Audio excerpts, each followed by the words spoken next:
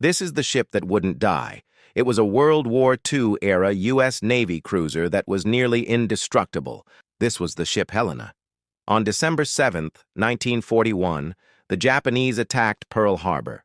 Among the ships moored at a pier in a spot normally reserved for a battleship was the USS Helena, and the Japanese torpedo planes had her in their sights. Within minutes, a torpedo passed beneath a nearby minesweeper and struck the Helena on her starboard side. The crew fought back against the relentless waves of attackers until their ammunition was expended. Although damaged, the Helena managed to limp back to port. After a month of repairs, she was sent to the Pacific to participate in the Guadalcanal campaign. There she earned the nickname Machine Gun Cruiser from the Japanese. What made the Helena so deadly was her rapid-fire capability. Her 15 6-inch guns could fire over 1,000 shells per minute, and they were so fast and accurate that the Japanese sailors believed the U.S. had developed automatic cannons. The Helena's most intense engagements came during two major night battles in the Solomon Islands. The first was the Battle of Cape Esperance on October 11, 1942.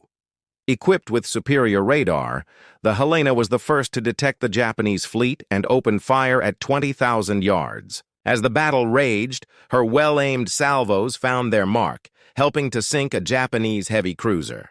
The next test came in the naval battle of Guadalcanal on November 15, 1942.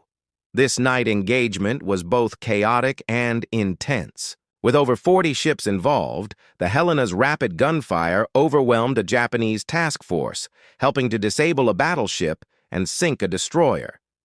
For her heroic actions in these two battles, the Helena was the first ship to receive the Navy Unit Commendation, the second highest award for combat. But the Helena's story took a tragic turn during the Battle of Kula Gulf in the early morning of July 6, 1943. While attempting to intercept a Japanese reinforcement squadron, the Helena was struck by 3 torpedoes. Of her crew of 900, 168 were killed. The survivors faced unimaginable challenges. Many were adrift for days in shark-infested waters before reaching Japanese-occupied islands. There they were hidden and cared for by Solomon Islanders and a Coast Watcher detachment. 700 men were eventually rescued by U.S. naval forces 10 days later. Her story was given a proper ending when a research team discovered the wreck of the Helena II 821 feet below the surface in the New Georgia Sound. Kindly subscribe to my channel for new notifications.